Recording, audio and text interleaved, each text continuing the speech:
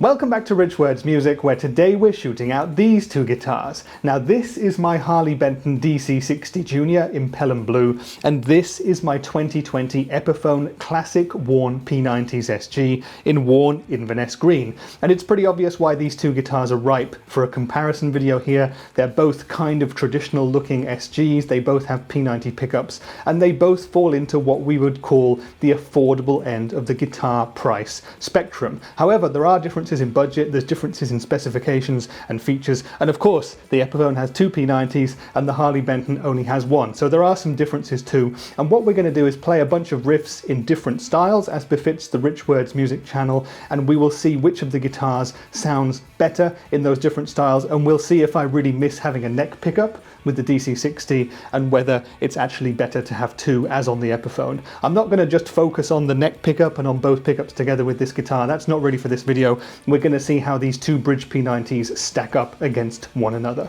But let me just tell you a little bit about the specifications and features of both guitars before we get into the playing. So the DC-60 Junior at time of filming, August 2021, costs €199 new from Thomann, so it's very, very affordable indeed. And what do you get for that money? Well, you get a mahogany body and a mahogany neck, you get an amaranth fingerboard with 22 medium jumbo frets, you get Gibson feel to the neck, I would call it. If you've ever played a Gibson SG, you'll be in familiar territory here. We've got a 43mm wide nut, and we've got a 629mm scale length, which is just 1mm longer than Gibson's. Now the neck itself has a comfy but fairly chunky C-shaped profile. It's very fun to play indeed, I like it a lot.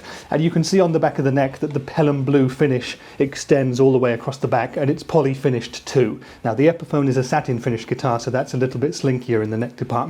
At the headstock here you can see standard Harley Benton stuff, and on the back Wilkinson Deluxe tuners. So for €199, that's a pretty good feature in my book. Moving down to the body, we've got the single Roswell P90 here in the bridge position, single volume knob, single tone knob, and a WSC wraparound bridge, which is individually intonatable for all 6 of the strings. So that's the Harley Benton DC-60 Junior. Now, as I said, this guitar costs €199 new, so it's very, very affordable indeed. What I'm going to do now is just put that one down. We'll swap over to the Epiphone, and we'll speak a little bit about that one. So this is a 2020 Epiphone model, and you can see that straight away because it has the new and improved Epiphone headstock that looks a lot more like the traditional Gibson open book headstock, and a lot of people see that as a big improvement for Epiphone. So this guitar at time of filming costs about €380 new, so that's almost double the price of the DC-60 Junior. And I also have to confess that I've had this guitar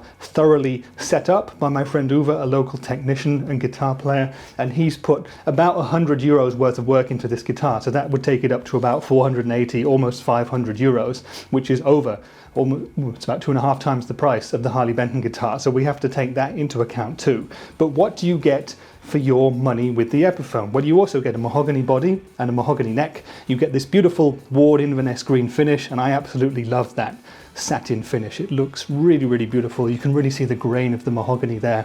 And the neck, of course, is also finished in that finish. It's satin, as I said, so it's very, very slinky indeed, very easy to play. Now it has the Epiphone neck profile, so it's more of a D shape, whereas the Harley Benton is more of a C shape, and it's slightly thinner overall than the Harley Benton. So if you like slightly thinner necks, the Epiphone is probably going to be your cup of tea. Now you've also got the SG traditional Gibson feeling specifications on the neck, 628mm scale length, 43mm nut there. Up at the headstock we've got Epiphone Deluxe tuners, so possibly the Harley Benton wins there because it has Wilkinson tuners. I'll leave that up to you to decide which is better.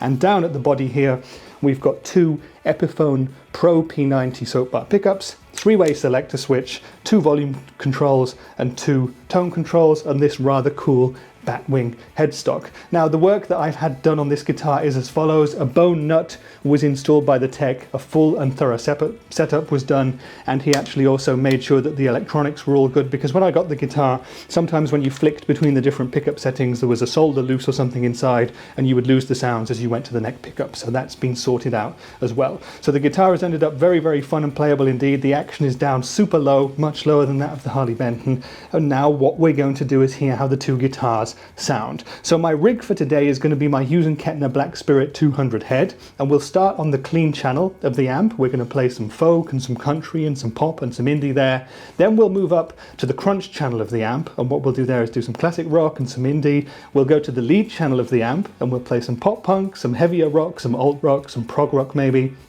And after that, what I will do is go back to the amp's clean channel and engage my Rev G3 distortion pedal, and we'll see if these two guitars can do drop D chugging and some metal madness. So it's a whole lot of different stuff to play. We're going to hear how these two guitars sound, and afterwards I'll speak about them in a bit more detail. One final point just to make before we plug in though is that I haven't changed the settings on the amp at all. So the clean channel on the amp is the same setting for both guitars, so is the crunch, etc, etc. However, I had to raise the levels for the DC-60 because the pickup is much lower in output for some reason. It felt like it was about half as loud as the Epiphone when they were on the same settings. So the amp remains the same at all times, but I've turned up the volume a little bit afterwards in post just to make the levels equal on both guitars, so there's no unfair advantage to the louder sounding Epiphone. Enough talk then, let's play the Harley Benton DC-60 Junior and the Epiphone 2020 Classic Worn P90s SG, and we'll speak in more detail about them afterwards.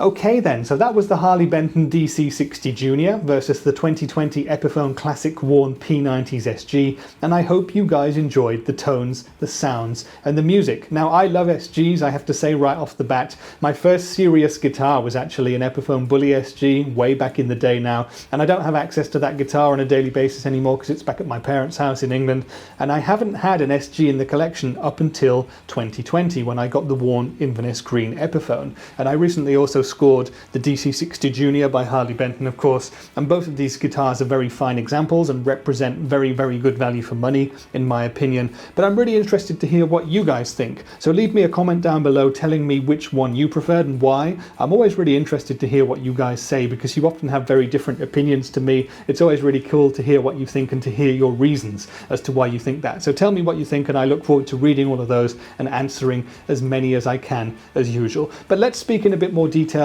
on my opinions on these two guitars first off then. So when I first heard these two guitars back to back, when I'd done the comparison, when I'd done the playing parts, I was really surprised at how different they sounded. Now I know they're different guitars and they have different pickups and they do have different specifications, different features, but I thought that two P90 equipped SG models would sound more similar than they do. But it was evident right from the get-go that the Roswell P90 sounded way different from the Epiphone P90 Pro Soapbar pickup, and I wondered why that was. Now, as I said in the intro, the Roswell pickup is much lower output than that of the Epiphone, but it has a totally different range of frequencies that it pushes, and I think you can hear that right from the start. That's perfectly shown and heard in the country and the folk and the poppy indie examples on the clean channel of the amplifier. You can hear that this pickup, the Roswell, has a beautiful top-end sparkle. It has a lot of high-end chime. It's a really beautiful pickup for that kind of classic tone.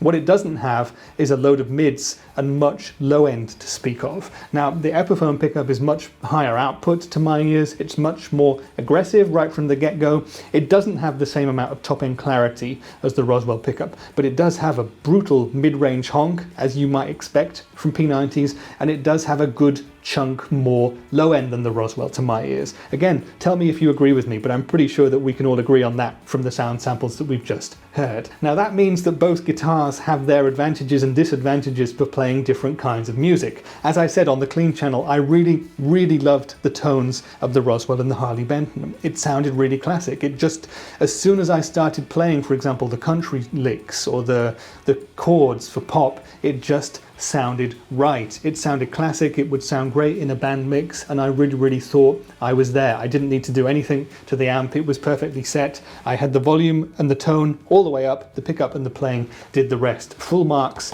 for the Roswell pickup and the Harley Benton for the clean sounds. I'm not at all disappointed by the Epiphone when it comes to the clean tones, but when I hear it in a direct A-B comparison with the Roswell, I feel like the Roswell pickup wins out there. Like I said, the Epiphone pickup is more well-rounded, so it doesn't have that top-end chime and clarity that the Roswell has, and that meant that to my ears I preferred this guitar for the clean tones. Now when we moved up to the crunch sounds and did the classic rock, and some of the indie rock as well. I thought that the Epiphone started to come into its own a little bit more, and it actually, because it pushes the amp a bit more, it had a bit more crunch, a bit more oomph, and that sounded better to my ears. Of course, if I was doing the same with this guitar specifically, I would probably put a bit more juice into it, boost it a bit more to get a bit more crunch, but I really wanted you guys to hear the amp on the same settings, just so we could hear the differences between these two pickups. When we got into higher gain territory and I was doing hard rock, progressive rock, and a bit of pop punk, it was evident that the Epiphone pickup had a bit more low end, and that was better for the sort of chuggy stuff that I was doing, the palm muting,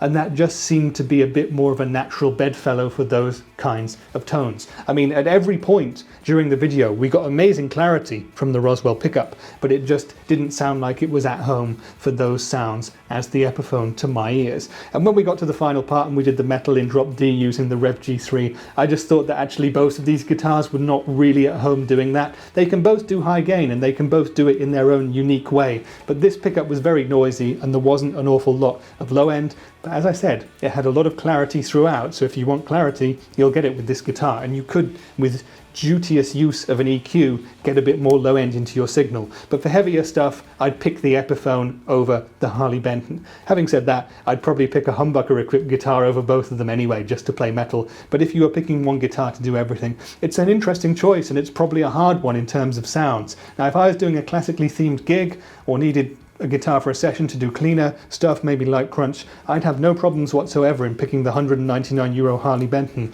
over the Epiphone, which costs more than twice as much. However, if I was going to be playing harder rock, I would probably want that raw, mid-range honk, bite and thrust of the Epiphone's P90 pickups there. Now, when it comes to having two pickups on the Epiphone and just one on the Harley Benton, do I miss a neck pickup on the Harley Benton? No. It's only something that you notice when you directly do an A-B comparison, at least in my opinion it is. I did a couple of riffs where you could hear the two pickups together on the Epiphone and the neck pickup as well, and I think that it does give you an extra flavour, but if you've just got a guitar like this with one pickup to play with, you've got the tone control too, you can play closer to the neck, and you can do a very good approximation of neck pickup tones. And again, there's that magic of just having one pickup. There's no magnetic pull on the strings of a neck pickup there, and that does seem to give you a little bit of extra mojo on the single pickup guitars like the DC-60 Junior. So that's the sounds departments. Overall, I would say that you need to pick the one that you prefer based on what you're going to be playing with it. If you want the sparkle, if you're not bothered about low-end chugginess,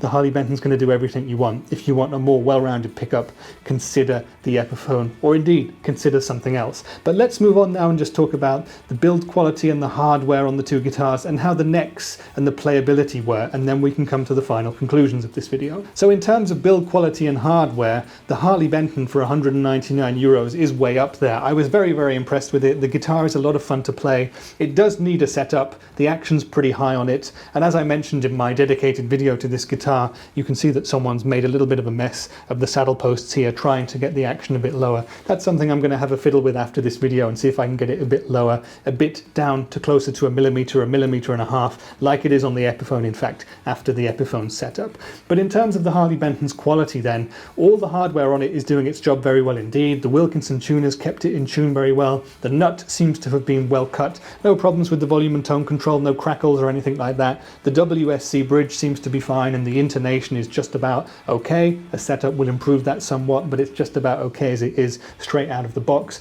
The frets seem to have been well done. There doesn't seem to be any issues with them being not level or anything like that. The Amaranth Purple Heart fretboard is okay too. You can see it's been dyed, but no problems there. There were a couple of issues in terms of the finish not being applied 100% perfectly as well. There's like a little splodge here on the side of the fretboard. I can see some after the fact sort of paint marks here on the lower horn, but if you want more details on those, go to the dedicated video that I've done on this guitar and you can see close-up photography of that as well there. But absolutely no issues. For €199 you can't expect the world's best guitar. I'm just going to pop the Harley Benton down then and pick up the Epiphone.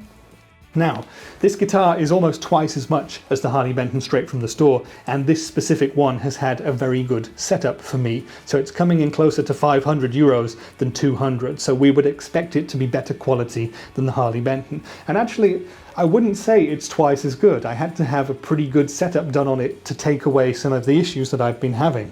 And now it's very, very playable indeed. It's got a super nice slinky low action. It's got that satin neck as well that just contributes to that and it holds tune beautifully thanks to the bone nut, so it's very, very good indeed, but it wasn't before. But overall though, I really do like this guitar, and I mean, I think it's just an inspiration machine. You know, look at that finish. I mean, if you don't like green, you're probably not going to be inspired as the same way that I was, but I absolutely find it fantastic. I love the black hardware, the way it plays off against the body. I love the binding on the side of the neck. I love the vintage look to the tuners. It's all there. It's a classic, as it says here on the truss rod cover. Now, in terms of the build quality and the hardware for the Epiphone, I had to have a bone nut put on. That's really helped with the tuning stability. I think the Epiphone Deluxe tuners are decent, but I think they're about the same level as the Wilkinsons in the Harley Benton. Now, the fretboard on this guitar is Indian Laurel. It wasn't really dry, but I would prefer rosewood or ebony. I think for this price, Epiphone, you can probably manage to get rosewood again, so let's hope that we get to see that in the years to come. Now, down here at the body, I also needed this working on in the setup. When I flicked between pickups occasionally, the sound would drop out, and that was obviously a loose solder joint in there somewhere. Quick and easy fix, but just something that I needed to get sorted out at the time. Otherwise, in terms of build quality and the hardware on the Epiphone, nothing to complain about. It's a very, very playable guitar. It was very playable straight out of the box. Now it's very, very, very playable indeed, and is a much slinkier experience than the Harley Benton. It will be interesting to see how the Harley Benton competes when I set that one up as well. But the final aspect of what affects the playability would of course be the neck. And as I've said a couple of times, you've got the satin finish on the back of the Epiphone, and you've got the poly finish on the back of the Harley Benton, and that really affects how quickly I can get up and down it. At least I prefer a satin finish over a non-satin finish if I can get one. There's also the neck profile to think about. Now, you've got the Epiphone D-shape profile here. The Harley Benton is a slightly chunkier C shape. If you're familiar with Epiphones, you'll know what this profile is straight away. It's that Epiphone D. If you've never played one before, the first time you play one, it kind of feels a bit weird, but for me personally, it's very comfortable indeed. Like I said, my first ever guitar was an Epiphone SG too, so this profile is very much home for me. Now, the modern C, the comfy, chunky C shape of the Harley Benton is also home for me as well. I find that I can jump between both of those pretty easily, no problems whatsoever. But if you prefer one over the other, I think that's going to be something that helps you make your decision. And so now we come to that all-important question. If these two guitars were on the wall and I could only take one of them home with me, which one would I choose? Well, that's a very difficult question this time, and there's a number of factors that I would take into account. Now, let's assume that they were both fresh from the box. They hadn't had setups or anything like that. The Harley Benton was €200 or dollars. The Epiphone was just under 400, so that's twice the price. I had the money to afford the Epiphone, but I'm not a rich man. I'm rich by name only, unfortunately, and that would also affect my choice. I mean, almost €200 is a pretty big difference. In fact, you could basically buy both of the colours of the Harley Benton for the price of the Epiphone, so that's something worth thinking. If that's your thing, if you like to collect multiple cheap guitars in multiple colours, that's going to affect your decision. I mean, if you buy the Harley Benton, you're going to have basically almost the money worth what you paid for the guitar in your pocket left over compared to buying the Epiphone. Now, if you buy the Epiphone, of course, you get a brand. Epiphone is, of course, the smaller brother of Gibson. It has the nice new headstock. Epiphone has some kind of respectability attached to it. It has some history, some nostalgia as well. It's not a big brand, it's not a Fender or a Gibson in that way, but Epiphone is cool, you know? Harley Benton is on the way to becoming cool. A few years ago it absolutely wasn't, and I think most players wouldn't have been seen dead playing one live, but they're becoming more and more of a serious operation, and in a few years I don't think that anyone will snigger at Harley Benton whatsoever. No one will be bothered about the brand snobbery aspect of it. But if you're into the brands thing, then you might consider the Epiphone over the Harley Benton. Now, the other two factors would be the playability and the sounds, and just how the guitars feel.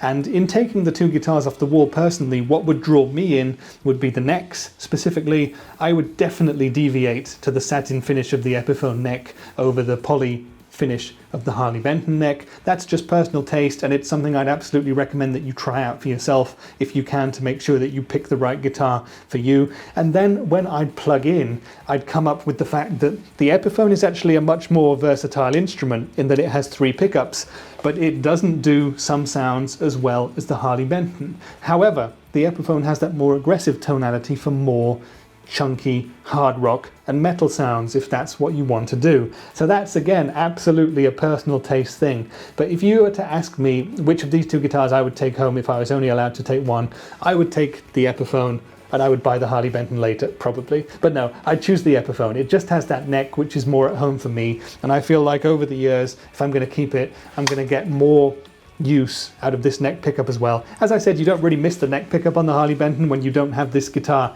next to it to compare it to, but I just feel like this would be a safer choice in that sense. And I already have a bunch of guitars with a single P90 in the bridge, as you can see on my channel and behind me there on the wall. So that's it for today's video. I hope you found this SG comparison useful. I hope it answered all the questions you might have had about these two guitars. Don't forget there's dedicated videos on both of them you can see elsewhere on my channel. And if you have any more questions or comments or queries, write them in the comments. I'll answer them to the best of my ability, and I always answer as much as I can, so I will answer you if you have a question. That's my almost promise for the day. Stick around and please subscribe to the Rich Words Music channel if you're still here after all this time and you haven't subscribed yet. I've got many similar videos to this one on the channel. I do a lot of stuff with affordable guitars, I do a lot of stuff with pedals as well. I've got stuff with amps coming up, and I do nice interviews and chats with people from the musical instrument industry. But that's been it for today's video. I've been Rich for Rich Words Music, and I'll see you in the next one. Bye for now.